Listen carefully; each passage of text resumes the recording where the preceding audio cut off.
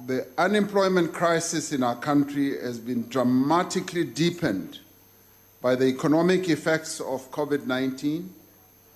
We are therefore called upon to use every means at our disposal to rebuild our economy, to protect existing jobs, but also to create new ones. This means, among other things, that we need to look at issues of migration, employment, and economic activity. As we do so, we should avoid populist temptations to blame our unemployment crisis on foreign nationals working in our country, either legally or illegally. By the same measure, we need to understand, as South Africans, that we must respond to the frustrations by our own people, by South Africans, at the violation of immigration laws and other regulations, by those companies that employ foreign nationals illegally.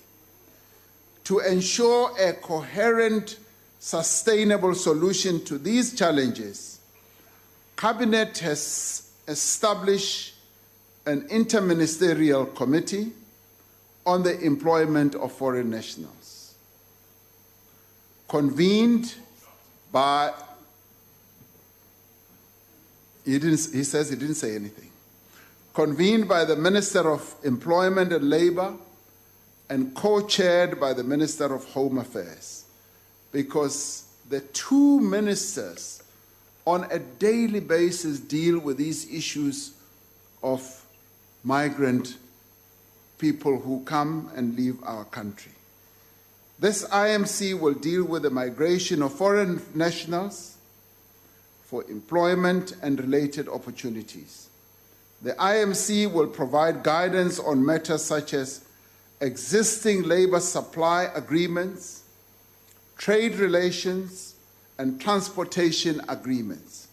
It will also address criminality and related security matters across our borders.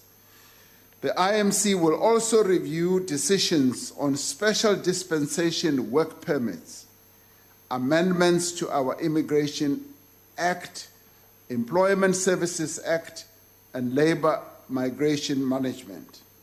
The committee will also need to ensure that our approach to the employment of foreign nationals provides and addresses the issue of scarce critical skills that we need to grow our economy.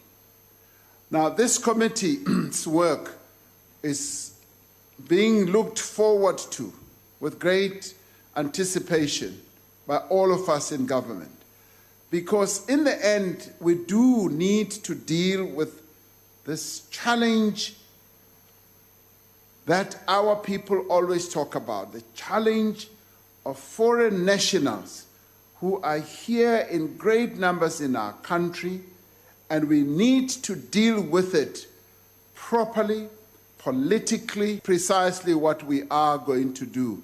So when this work is done and completed, Cabinet will be able to reflect on this matter and be able to possibly even get public participation in whatever option that we are going to come about with. And it is in this where, as South Africans, we don't need to be haphazard. We need to be structured in the way that we deal with it, because as a country post-1994, we became an oasis in a desert of economic challenges that many countries on our continent and elsewhere faced. And we face a lot of people streaming into our country. We therefore need to deal with it in the most structured and proper manner. Thank you, Honorable Speaker.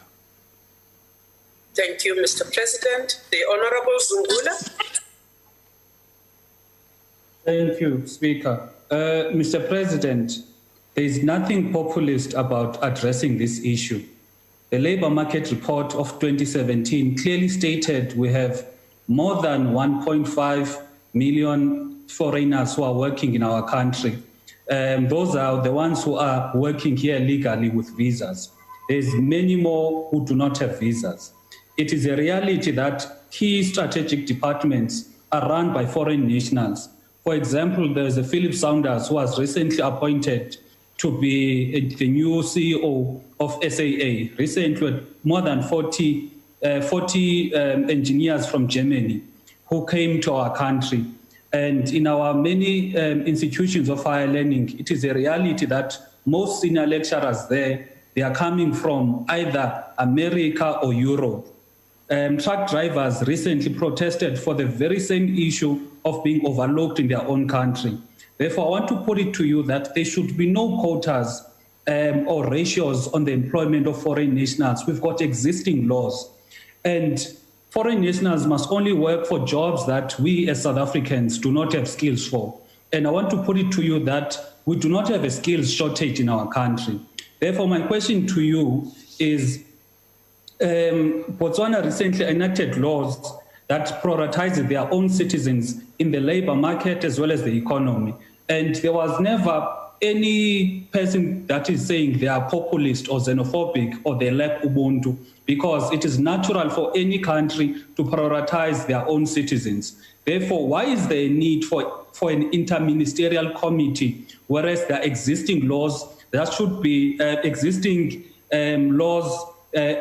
immigration and labor laws that should be just complied with? Because the government must lead in terms of making sure all companies, including the government, complies with existing immigration and labor laws. Thank you. Thank you, Ndati.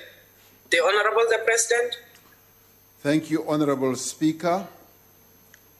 We are quite aware of a number of issues that the Honorable Member has cited, including a recent one from Botswana, who delineated a number of business activities or areas of business that should only be occupied and owned by Botswana and all that.